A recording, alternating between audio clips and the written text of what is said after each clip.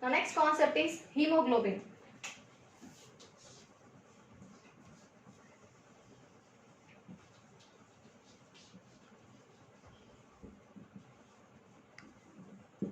Hemoglobin, it is a pigment present in the RBC cells.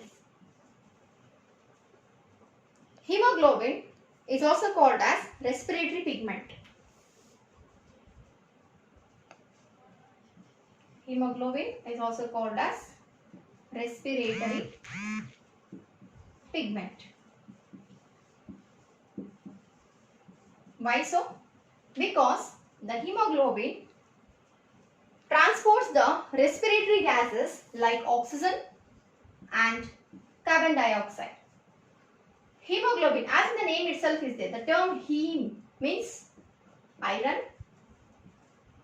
and the term globin is nothing but protein.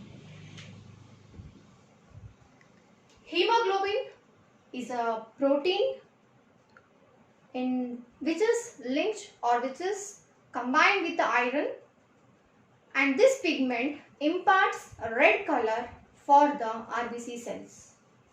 Now, for the formation of the hemoglobin, the essential or the required nutrients in our body is iron,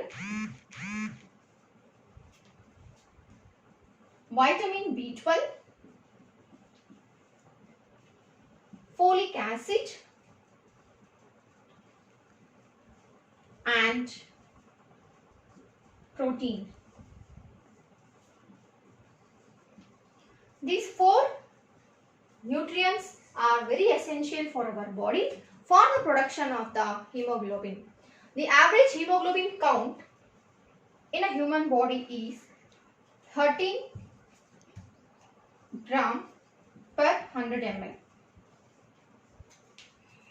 The person is called anemic. The person suffers from a deficiency disease called as anemia. If his hemoglobin count is less than 13. So the hemoglobin count in a human body, if it is less than 13 means the person suffers from a disease called as anemia. We call it as anemic people. So what happens if a person is suffering from anemia? The person suffers from anemia means the symptoms are fatigue, dizziness, and then tiredness. The person suffers from loss of appetite. Appetite means feeling hungry. Loss of appetite means the person do not feel hungry at all. And very tiredness. For little small work if they do also, they feel lot of tired. And next we go for the hemoglobin as a respiratory pigment. As I told you that the work of the hemoglobin is to transport the oxygen and the carbon dioxide for the target site. Is it that the free oxygen is carried and the free carbon dioxide is carried to the target site? No. Here the hemoglobin combines with the oxygen and forms oxyhemoglobin. Oxyhemoglobin. This oxyhemoglobin, it is unstable compound.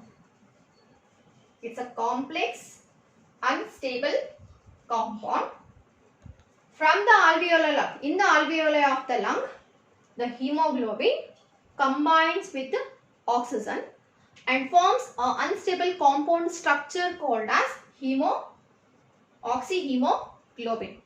This oxyhemoglobin reaches the cell. This is a blood vessel in which the oxyhemoglobin is being carried to the target site. When it is reaching the target cell where the oxygen is essential for the cell, when it reaches the cell, the oxyhemoglobin breaks down and it provides a free oxygen for the cell, and the hemoglobin continues its journey. And here, when it continues the journey, what happens? When it provides the oxygen to the required cell, from that cell, the carbon dioxide is taken. Because as you know that in the cellular respiration, the cell takes in the oxygen and the glucose, and oxygen oxidizes the glucose, and as a product carbon dioxide, water and energy is released. Now the cell, after it undergoes the cellular respiration, it gives out the carbon dioxide. Hemoglobin combines with the carbon dioxide and it forms a structure. Hemoglobin combines with the carbon dioxide and it forms a structure carb amino hemoglobin. Carb amino hemoglobin. This is also unstable compound. It not reacts with any other molecule so easily. So this carb amino hemoglobin will reach us to the alveoli of the lung, and from the lung the carbon dioxide in the lung, the carbon dioxide will separate from the hemoglobin and we will exhale out carbon dioxide. This is how the transportation of the gases, that is the oxygen and carbon dioxide, takes place with the help of the hemoglobin. Here the hemoglobin acts as a courier person to bring the oxygen to the target site and to take back the excreted product as a carbon dioxide to the alveoli of the lung.